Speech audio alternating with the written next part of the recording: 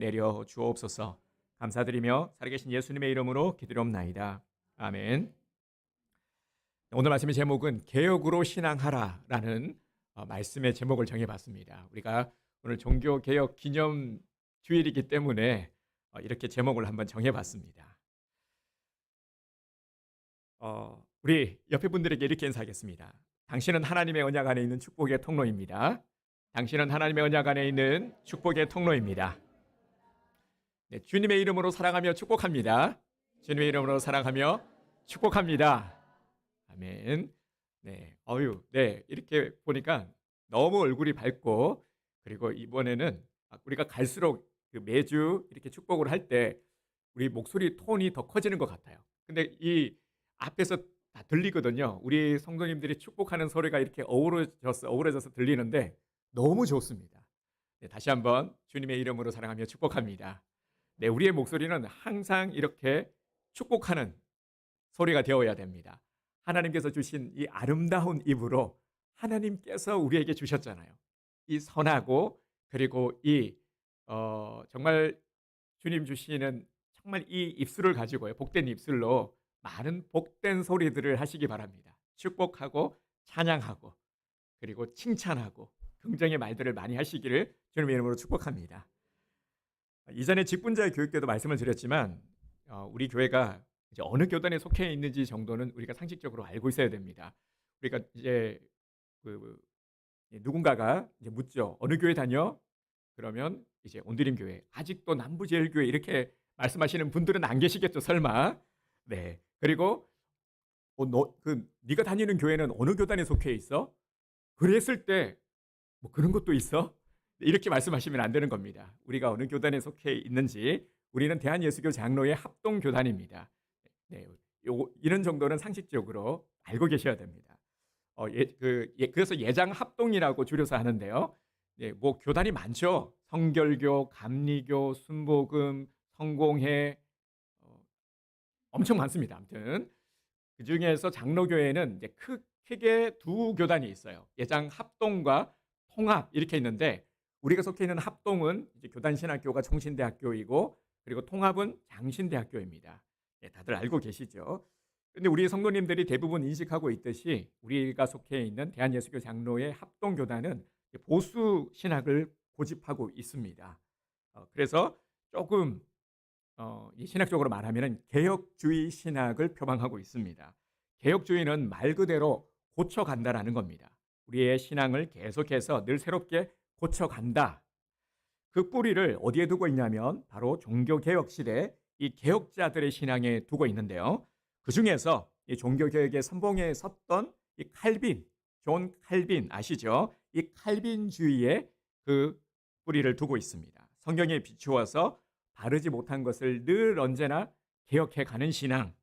그래서 오늘 종교개혁 기념주일을 맞아서 우리는 이 개혁 신앙에 대해서 한번 생각하기 원합니다. 이것이 종교개혁 개혁 주일을 우리가 기념하는 이유이기도 합니다. 그런데 개혁을 말하면서 오늘 본문이 창세기 17장이죠. 우리가 읽은 본문의 말씀이 어떤 내용이냐면 할례에 관한 내용입니다. 개혁과 이게 무슨 상관이 있을까 생각하시는 분들이 계실 텐데, 어떤 상관이 있는지를 우리가 말씀을 함께 나누면서 살펴보도록 하겠습니다. 오늘 본문에 아브라함이 나오죠.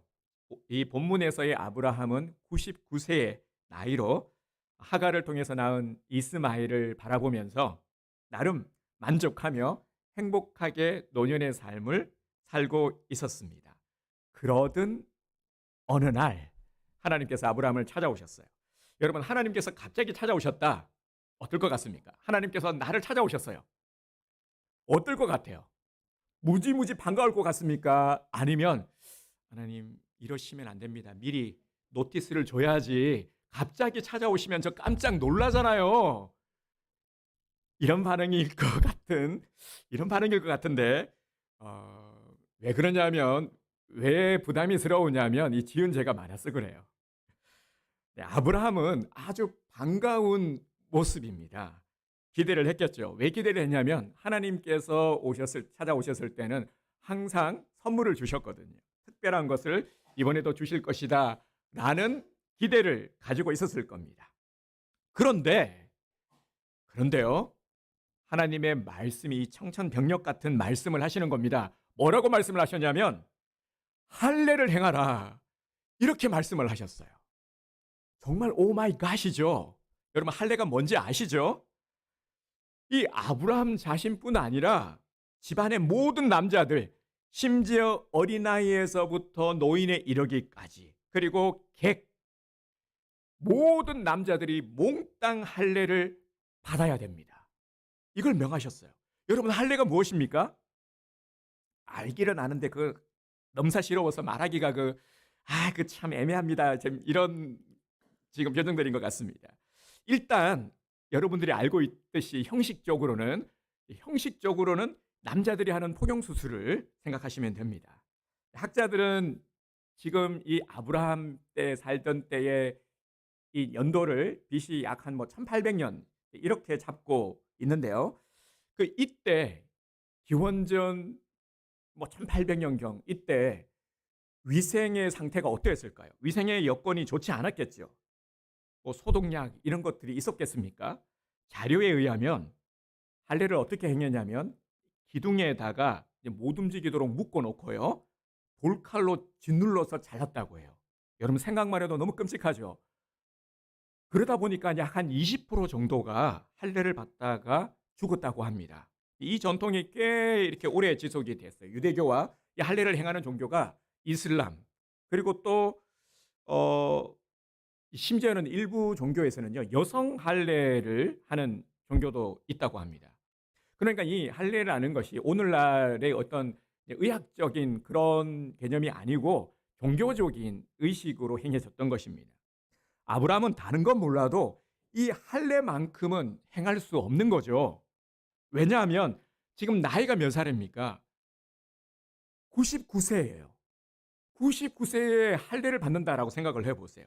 이 나이에 할례를 생각만 해도 끔찍하지 않았겠습니까? 생명을 보장받을 수 없는 너무나 많은 연로한 나이입니다. 20%가량의 할례를 받다가 죽었다고 했죠. 이것이 그 당시의 그런 상황들을 잘 이렇게 우리에게 보여주고 있지 않습니까? 노인들에게는 더더욱 이건 정말 너무 위험이 큰 겁니다. 목숨을 잃을 수도 있는 것이죠. 만약 부족 전체가 할례를 받는다면 어떤 일이 벌어지겠습니까, 여러분? 좀 이 부끄러운 고백이기는 하지만요. 제가 고3 때 포경 수술을 했는데 목사님이 왜 이런 얘기까지 하시나? 네. 정말 이 수술을 받고 나서는요. 한동안 움직이지를 못했어요. 이 안 아프다고 해서 했는데 너무 아픈 거예요. 우리 남자분들은 아마 잘 아실 겁니다. 정말 많이 아팠던 기억이 있었습니다. 한 거의 일주일 정도는 이렇게 불편했었는데요.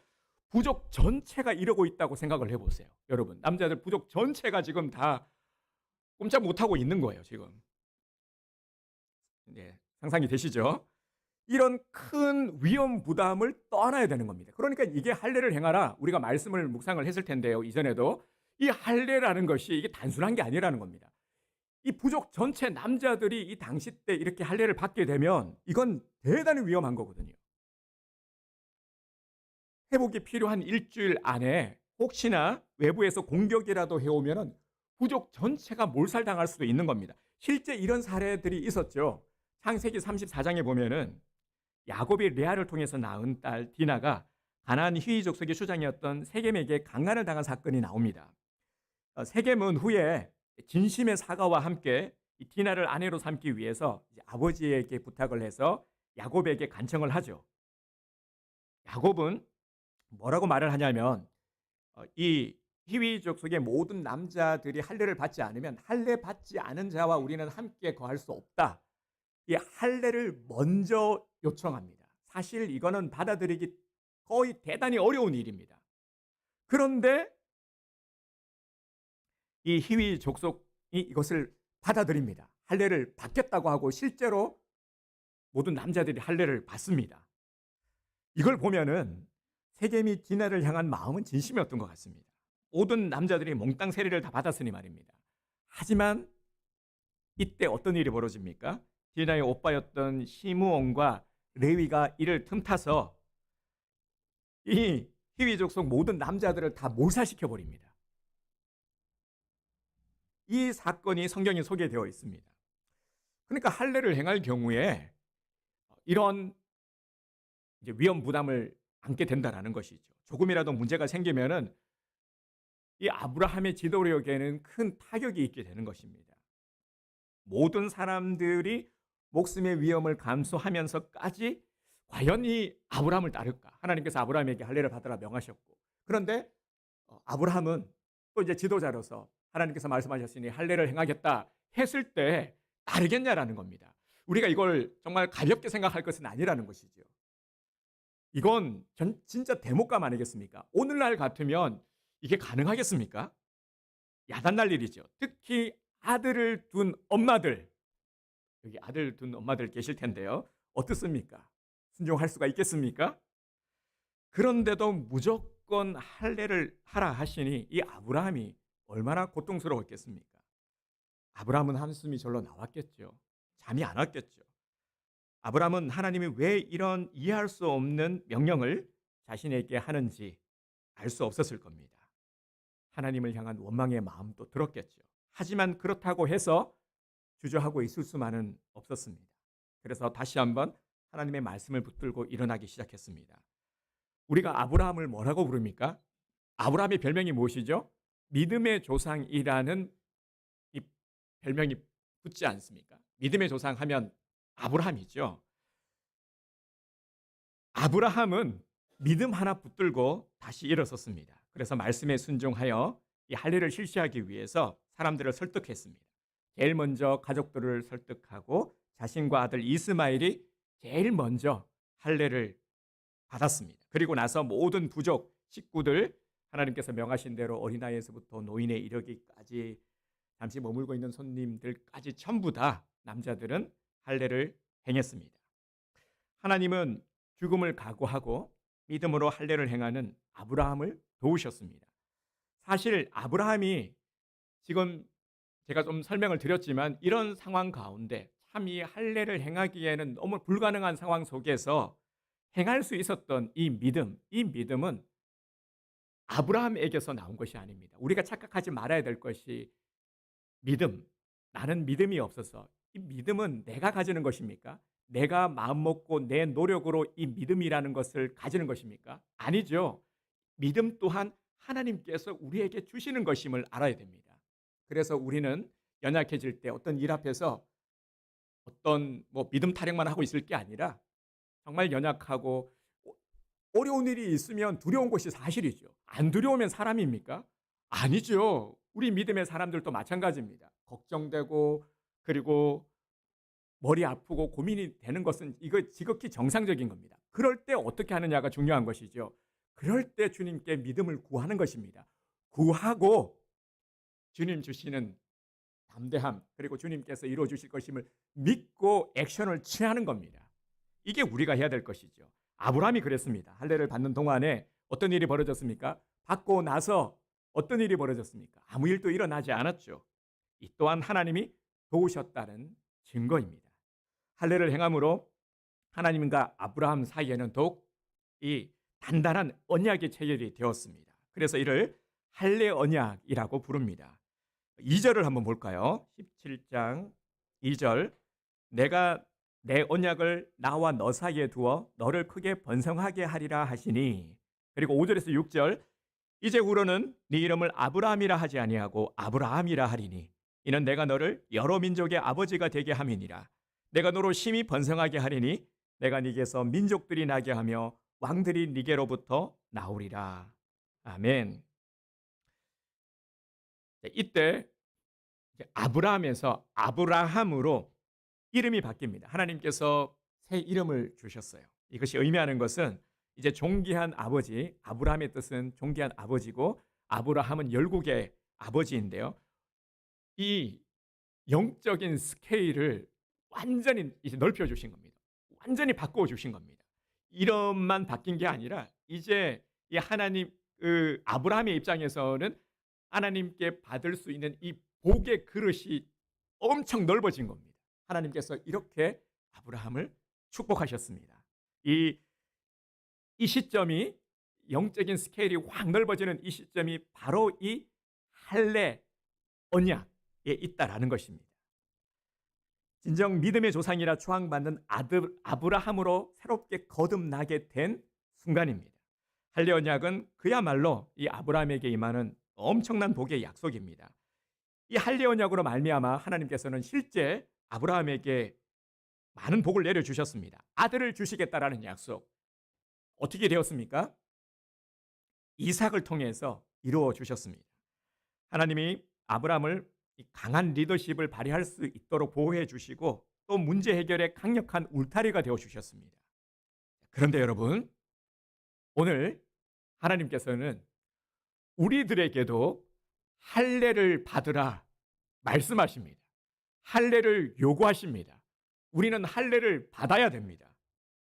여기서 두 가지 반응이신 것 같아요. 여자분들은 저는 해당이 안 되는데요 하시는 것 같고요. 남자분들은 저 이미 받았는데 또 받으라고요? 이렇게 말씀하시는 것 같습니다. 그런데요, 안타깝게도 우리는 모두가 다 해당이 됩니다. 남자분들이나 여자분들이나 할례를 받아야 됩니다. 이 할례가 육의 할례가 아니라는 정도는 우리 성도님들이 다들 잘 아시리라 생각을 합니다. 자, 요절 말씀입니다. 로마서 2장 29절 말씀 함께 볼까요? 로마서 2장 29절 우리 함께 한 목소리로 선포하도록 하겠습니다. 오직 이면적 유대인이 유대인이며 할례는 마음에 할지니 영에 있고 율법 조문에 있지 아니한 것이라. 그 칭찬이 사람에게서가 아니요 다만 하나님에게서니라. 로마서 2장 29절 말씀. 아멘. 아멘. 하나님께서 오늘 우리들에게 명하시는 할례는 육의 할례가 아니라 영적 할례입니다. 이 영적 할례를 받아야 우리는 새롭게 거듭나는 심령이 될 수 있기 때문입니다. 그런데 싫죠? 왜 싫을까요? 할례를 받으라.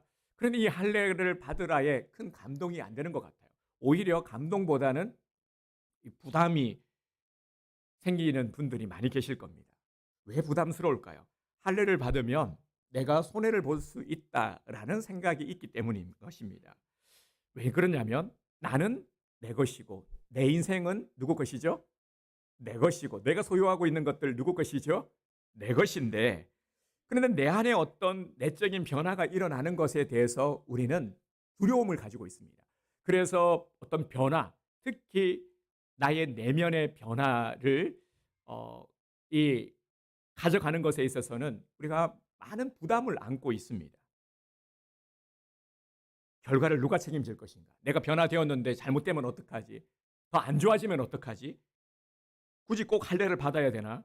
뭐 종교를 갖는 것도 내 자유이고 신앙생활하는 것도 내 자유인데 내가 하는 건데 내가 하고 싶은 대로 할 거야 라는 이 욕구가 우리 안에 도사리고 있습니다. 우리 모두가 다 마찬가지죠. 그런데 이런 우리들에게 주님께서는 할례를 받으라 명하십니다. 할례를 행해라. 우리가 알아야 될 것이요, 하나님이 명하시는 이 할례는 칼로 행하는 할례가 아닌 것입니다. 무엇으로 행했습니까? 아브라함이 무엇으로 할례를 행했습니까? 믿음으로 행했습니다. 여러분, 하나님이 왜 오늘 우리들에게 할례를 받아야 된다 말씀하실까요? 왜 할례를 받아야 되는 걸까요? 우리는 이것은 우리를 하나님께서 고통스럽게 하고 부담을 주시려고 힘들게 하시려는 것이 아니라, 우리를 죽이려고 하는 것이 아니라 우리를 살리시려는 겁니다. 잘 살게 하시려는 겁니다. 할례를 받아야 우리가 거룩해질 수 있기 때문입니다. 믿음으로 할례를 받으면 하나님이 도와주십니다. 아브라함을 도와주시고 할례 언약을 통해서 아브라함에게 복을 주셨던 것처럼 주님은 이 언약을 우리들에게도 유효하며 또한 이 약속을 지키고자 하시는 겁니다. 모든 과정마다, 그리고 그 결과까지 주님께서 책임져 주십니다. 여러분, 할례 받을 준비 되셨습니까? 그러면 오늘 우리가 받아야 될 할례는 무엇일까요? 바로 우리는 우리 신앙의 개혁을 이루어야 합니다. 우리 신앙을 개혁하는 것이죠. 무엇을 통해서 개혁할 수 있습니까? 우리의 신앙을 개혁해야 되는데 무엇을 통해서요? 바로 하나님의 말씀을 통해서 내 신앙을 개혁하는 것입니다. 히브리서 4장 12절 말씀을 보면 하나님의 말씀은 살아있고 활력이 있어 좌우의 날선 어떤 검보다도 예리하여 혼과 영과 및 관절과 골수를 찔러 쪼개기까지 하며 또 마음의 생각과 뜻을 판단하나니. 아멘. 이렇게 말씀하고 있습니다. 마지막 절에서 마음의 생각과 뜻을 판단하나니 라고 말씀하고 있습니다. 무엇이요? 말씀이 말이죠. 우리는 내 지식, 내 능력에 한계가 있다는 것을 너무 잘 알고 있습니다. 어떨 때 알게 되냐면 우리 그럴 때 있죠. 철들었다. 그리고 성숙된다라고 할 때 어떨 때 돌아보면 내가 철이 들고 어떨 때 좀 마음의 이 너비가 넓어지고 나의 사고가 좀 깊어졌다라고 말할 수 있습니까? 아무 일도 없는데 그렇지 않죠. 어려운 일을 당했을 때 정말 어떤 힘겨운 일들을 통해 가지고 우리가 이제 고개를 들고 있다가 고개를 숙이게 되죠. 꼬리를 내리게 되는 그 시점이 있습니다. 내 한계를 알게 되는 거예요. 나는 이게 아니구나. 이게 내가 옳다 여겼던 것 이게 아닌 거구나. 내가 알고 있었던 게 이게 전부가 아니구나 하는 것을 깨닫게 되죠. 안타깝게도 우리는 모두가 그렇습니다. 이 고난이라는 것이 그것을 통해서 우리가 철도 들게 되고 그리고 또 우리가 성숙되게 되는 것이죠. 사실 우리는 어떤 문제 앞에서요. 우리가 해결할 수 있는 것들보다 할 수 없는 것들이 훨씬 더 많습니다. 대부분의 우리 삶에서 경험하는 어떤 문제들, 우리 인생의 어떤 문제들, 사실 우리가 해결할 수 없는 것들이 더 많죠. 심지어 요즘 같은 이런 복잡한 세상 속에서 참 우리는 분별하기가 너무 어렵습니다. 무엇이 옳고 그른지. 이 사람 말을 들으면 이게 맞는 것 같은데 그런데 또 저 사람이 다르게 얘기를 한단 말이죠. 그러면 헷갈리는 겁니다. 나는 이게 옳다라고 여기고 있었는데 이게 아닌 건가? 이렇게 아리송 정말 이 마음 둘 곳 찾기 어렵다라는 말씀들을 많이 하시죠. 그래서 어떻게 해야 됩니까? 말씀이 판단하도록 해야 하는 것입니다. 우리의 절대 기준을 어떤 다른 사람의 말, 세상의 진리가 아니라 하나님의 말씀, 이 절대 진리에 둬야 하는 것이죠. 그래야 흔들리지 않는 겁니다. 어떤 풍파가 몰아쳐도 잠깐은 우리가 흔들릴 수 있지만 다시 말씀을 부여잡고 흔들리지 않을 수가 있는 것이죠. 따라서 영적 할례는요. 이렇게 정의할 수가 있습니다. 나를 죽이고 내 안에 예수 그리스도가 살도록 하는 것입니다. 이게 나를 개혁하는 것입니다. 우리가 받아야 될 영적 할례, 우리가 개혁해야 될 신앙은 바로 나를 죽이고 내 안에 예수 그리스도가 살도록 하는 것입니다. 이를 실천한 대표적인 인물이 단골 손님 있죠. 바로 사도 바울입니다. 갈라디아서 2장 20절에서 사도 바울은 이렇게 고백하고 있습니다. 내가 그리스도와 함께 십자가에 못 박혔나니 그런즉 이제는 내가 사는 것이 아니요 오직 내 안에 그리스도께서 사시는 것이라. 아멘. 바울이 그랬잖아요. 바울이 인생이 정말 이 인생 역전을 이룬 가장 대표적인 인물이에요. 바울은 예수 그리스도로 말미암아 개혁을 이룬 것입니다. 삶의 개혁, 신앙의 개혁을 이룬 것이죠. 오늘 나의 신앙의 모습은 어떻습니까? 나는 할례 받은 자입니까? 아니면 할례 받지 못한 자입니까? 나는 거듭났습니까? 아니면 거듭나지 못한 인생입니까? 내 안에 예수 그리스도가 거하십니까? 내 삶의 주인은 누구입니까? 나입니까? 예수 그리스도이십니까? 우리에겐 영적 할례가 필요합니다. 이런 분들이 계실 겁니다. 너무 지금 혼란스러워요. 복잡해요. 마음이 그냥 불안해요. 이런 분들은요. 그동안 내가 누려왔던 세상의 것들을 잠시 멈출 필요가 있습니다. 너무 복잡하고 그리고 또 어떤 일들 가운데 정말 내 마음 둘 곳이 없다라고 느낄 때는 멈출 필요가 있습니다. 그때는 멈춰서야 합니다. 그리고는 세상을 향한 마음과 우리의 시선에서 눈을 들어서 주님을 바라봐야 됩니다. 이걸 반드시 해야 됩니다. 주님을 바라보고 그리고 주님의 음성을 들어야 합니다. 주님께서 오늘 우리들을 부르셨죠. 주님은 우리 한 명 한 명을 부르셨어요. 이미 창세 전부터 우리를 택정하시사 오늘 이 시간 이때 우리를 부르셨습니다. 주님의 부르심에는 목적하심이 있어요. 우리는 그냥 그저 왔다가 그저 흘러가는 인생이 아니라는 겁니다. 하나님은 이것을 계속해서 일깨워 주십니다. 말씀을 통해서 너는 특별하단다. 그 특별의 의미, 왜 특별한지 하나님께서 나를 부르셨고 그 부르심에는 목적하심이 있다라는 것. 이걸 우리는 깨달아야 됩니다. 우리는 목적을 지니고 있는 아주 특별한 유의미한 자들이기 때문입니다. 이게 대단한 것이거든요. 이걸 깨달아야 됩니다. 위기의 순간에 우리 역사적으로 보면은요. 오늘 또 종교개혁 기념주일이지 않습니까? 근데 역사적으로 보면은 하나님께서는 이 종교 암흑기의 시대에 암흑기에도 진짜 끝났다. 이제 기독교는 끝이 났다. 이런 와중에도요. 하나님께서는 무너지지 않게 하셨거든요. 소수의 하나님께서 택하신 자들, 그 사명 받은 자들이 깨어 개혁하게 하셨어요. 그래서 다시 또 교회를 세워가게 하시고 우리나라만 봐도요. 우리나라에도 보면 가장 큰 아픔이 있었던 뭐 일제 치하와 그리고 또 일제 강점기와 그리고 6.25 전쟁 이런 가운데서도요. 역사적으로 그 중심에는 우리 그리스도인들이 있었다라는 것을 우리는 잊지 말아야 됩니다. 진짜 어려운 시기에 막 절망 가운데 이 어둠만 가득할 때 하나님께서는 빛이 되는 자들, 그 사명자들 그들을 통해서 민족을 살리게 하시고 그리고 또 다시금 교회를 세워가게 하시는 것입니다. 다시 한번 말씀을 드리지만 우리는 사명자들입니다. 하나님께서 우리를 부르셨습니다. 아무렇게나 그냥 살아야 될 인생들이 아니라는 겁니다. 우리는 그런 존재가 아니에요. 아무렇게나 흘러갈 그런 존재가 아니라는 겁니다. 우리도 아브라함처럼 사도 바울처럼 죽으면 죽으리라 이 신앙이 필요합니다. 이 신앙을 일으켜야 됩니다. 그래야 살 수가 있습니다. 죽으면 죽으리라 하는 이 필사적인 신앙으로 다시 일어섭시다. 죽으면 죽으리라 그러면 또 생각나는 우리 한 인물이 있죠. 구약시대에 보면은 에스더.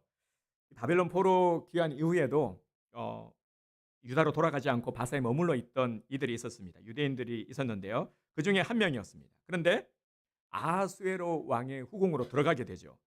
신분의 한계를 넘은 이 대단한 업적을 이룬 여성이지만 이 에스더의 업적은 이것으로 끝이 아닙니다.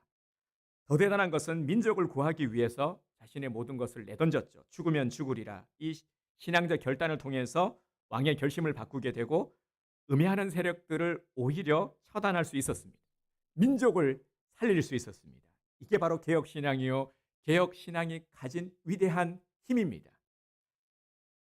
여러분, 내 신앙은 개혁되어야 합니다. 지금은 개혁되어야 할 시점입니다. 지금은 종교개혁이 일어났던 우리 지금의 모습들을 보면은요. 이때와 흡사합니다. 중세를 종교의 기독교의 암흑기 이렇게 부르지 않습니까? 그런데 오늘날에도요. 별반 다른 게 없어요. 오늘 또 보면은 암흑기라고 할 수 있습니다.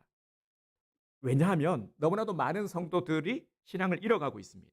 이 코로나라는 직격탄을 맞으면서 많은 성도들이 예배 자리로 나오지 않고 표류하고 있죠. 떠돌고 있습니다. 여기저기 떠돌고 있는 성도들이 얼마나 많은지 모릅니다.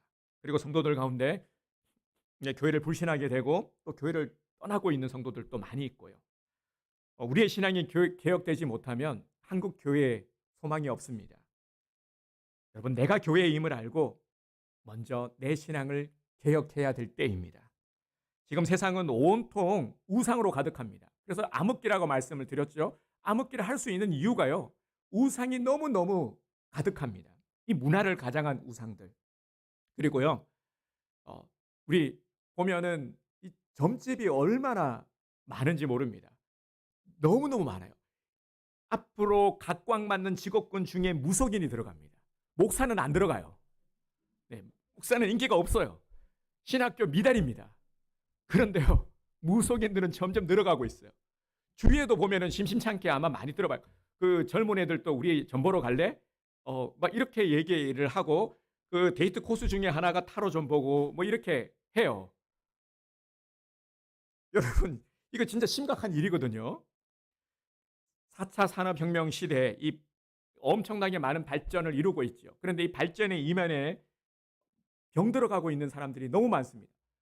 세상은 좋아지고 편해지고 과학은 발달하고 있는데 마음은 병들어가고 아파하고 상처받고 신음하고 있는 관계가 깨지고 이런 자들이 얼마나 많은지 모릅니다. 그래서 또 각광을 받고 있는 게 이 상담 심리사 뭐 이런 직업들이 아니겠습니까? 우리의 다음 세대는 지금 포스트 모더니즘과 죄악 때문에 물들어가고 있습니다. 음란, 알코올, 게임, 도박, 마약 이런 중독의 문제들 얼마나 심각한지 모릅니다. 요즘 뉴스 보면은 진짜 아주 그냥 기가 찬 것들이 많이 보이죠. 이 마약 문제 계속해서 터지고 있습니다. 제가 정말 좋아한 배우인데 지금 터져 가지고 저도 지금 좀 실망했어요. 안 그럴 줄 알았는데 그 목소리 좋은 우리 그 있지 않습니까? 그리고 또 뭡니까? 여자가 됐다가 남자가 됐다가 여자인지 남자인지 그죠? 이런 이게 지금 얼마나 심각한 일입니까? 뭐 트랜스젠더 그죠? 그리고 또 한편에서는 성소수자들에 대한 인권을 존중해야 된다라고 목소리를 높이면서 법을 제정하자고 하고 있고 그죠? 막 이렇게 너무 복잡한 그런데 안을 들여다보면은 진짜 심각한 영적인 이 타락과 우상들 우리가 이것을 정확하게 볼 수 있어야 된단 말입니다. 정말 우리 너무너무 지금 심각한 그런 상황 가운데 있습니다. 우리의 신앙을 지키는 것만으로 이제 여기에 치중할 것이 아니라 개혁해 나가야 된다는 것입니다. 이런 시대를 우리가 정말 안전하게 특히 우리 다음 세대들 생각하면 너무나도 취약하죠. 이런 우려들을 우리가 안 할 수가 없습니다. 너무나도 우리 공감하실 겁니다. 죄악에 노출되어 있고요.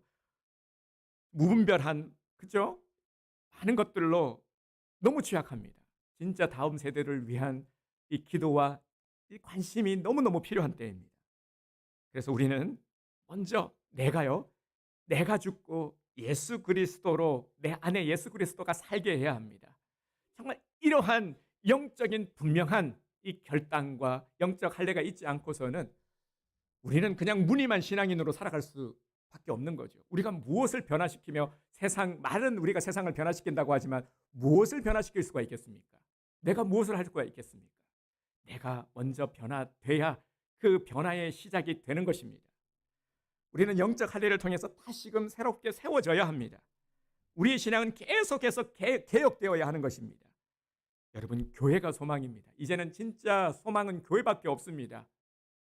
우리 성도님들이 희망입니다. 우리 옆에 분들 한번 볼까요? 우리 이렇게 축복하겠습니다. 당신이 한국 교회의 소망입니다. 자, 이렇게 축복합시다. 당신이 한국 교회 네, 우리 성도님들이 진짜요. 여러분들이 한국 교회의 소망이에요.